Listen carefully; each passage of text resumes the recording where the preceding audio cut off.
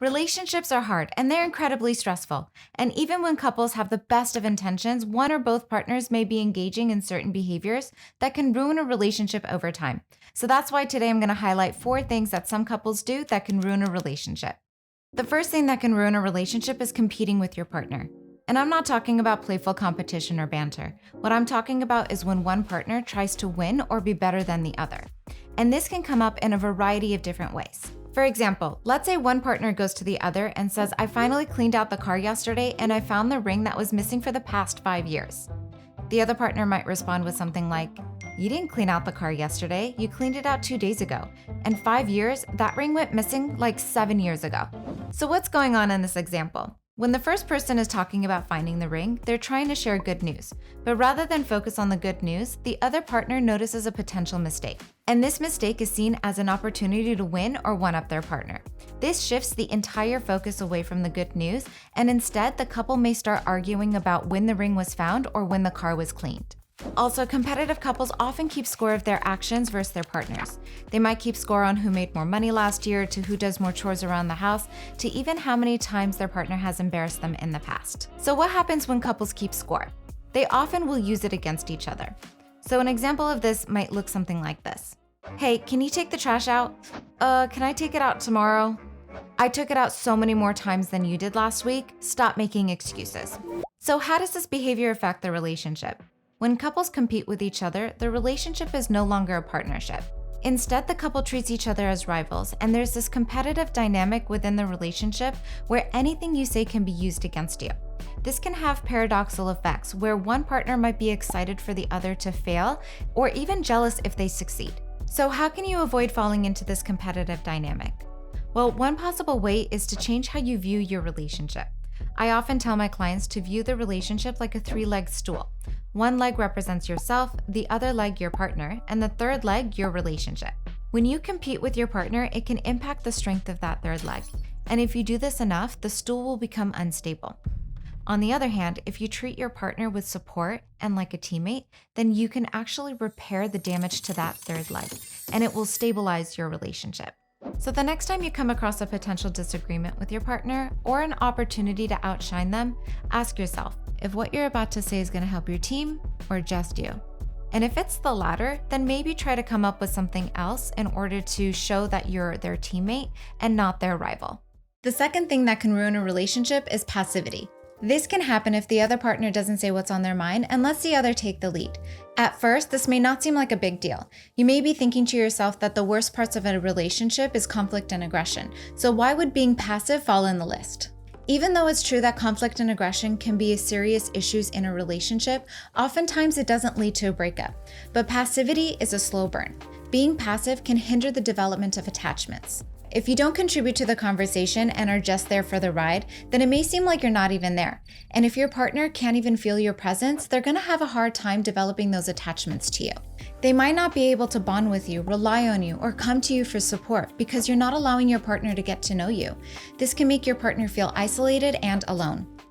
So why do some people do this? One possible reason is that they have an agreeable personality trait. Agreeableness is one of the dimensions of the Big Five personality trait, and it's usually centered around creating harmony, not discord.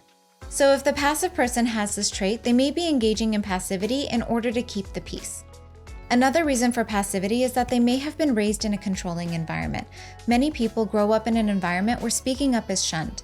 And in some cases, speaking up may have invited physical, verbal, or emotional abuse. So some people learn to survive in this type of environment by being passive. So how do you become less passive in a relationship? One way is to remember that your partner wants to see the real you and really hear what you have to say. So give them the opportunity to see the real you by sharing your thoughts and your beliefs with them. It could be scary at first, but the more you practice, the easier it'll become. And if you find that you don't have much to say, you can still be active by asking questions. Asking questions is a great way for you to participate in a conversation and arguably even better. People love talking about themselves. So if you focus on asking questions on topics you don't know much about, it's a great way for you to be present in the conversation and you'll likely learn a thing or two. The third thing that can ruin a relationship is making assumptions about your partner. This is where you accept something as true or believe certain things are going to happen without evidence.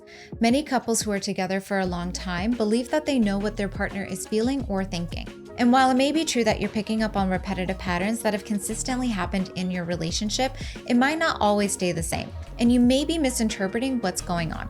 When you make an assumption about your partner, it increases the chance for miscommunication. For example, let's say your partner isn't talkative of late, and instead of asking them why they're not talkative, you read that as a sign that they are angry with you. But then you grow frustrated at them for being angry at you because you haven't done anything wrong. However, all the while, they're actually stressed out about a project at work, and they're choosing to cope with it by just not talking as much. So why do we make assumptions? The brain is designed to recognize patterns and anticipate the future. Just like search engines that finish our sentences when we type in a search term, our brains operate the same. Unfortunately, many times we're wrong. So how can we stop ourselves from making assumptions? It's important to remind ourselves that we're not always 100% sure what our partners are feeling or thinking. Take a moment and notice that you're making an assumption and ask clarifying questions. For example, if you think that your partner is angry with you, what you can say is, "It seems like you're really stressed. Is there anything you'd like to talk about?" By asking clarifying questions, it not only reduces the chance for miscommunication, but it may also bring you guys closer together. The fourth thing that can ruin a relationship is micromanaging your partner. This is where one partner excessively monitors, controls, or critiques the other. If you micromanage your partner, they may always feel like they're being watched and judged for their actions. It doesn't allow for the micromanaged partner to feel a sense of agency or consequences for their own actions. They may also lose their confidence in their abilities to make decisions on their own, and even suffer high levels of anxiety for disappointing their micromanaging partner. So why do people do this? Many times it's because the person who's micromanaging has a difficult time trusting their partner's judgment, and so they micromanage in order to cope with their levels of anxiety and regain some control. If you feel the need to micromanage your partner, then you may want to consider having a serious conversation with them. For example, let's say that you're always in control of finances because you don't trust your partner's spending habits. Then you can say something like this: "I get anxious when you spend too much money on X, and it makes me worry about our finances. That's why I feel the need to manage all of our purchases. But I don't like doing that, and I hope we can find a way to work on this together." By approaching the issue in this way, you're not only giving a reason why you felt the need to micromanage in the first place, but you're also giving your partner an opportunity to get to know where you were coming from. And that way you guys can work together to find a solution that works best for everyone. So we went over 4 things that can ruin a relationship and how to avoid them. But I don't want you to think that if you or your partner engage in any of these behaviors, that the relationship is doomed. We all engage in these types of behaviors from time to time. The important thing is to identify that these things are happening and work towards improving them. Our mistakes don't define us, they guide us. It's important to identify areas where we can improve and continue moving forward. Remember, there's always a way forward.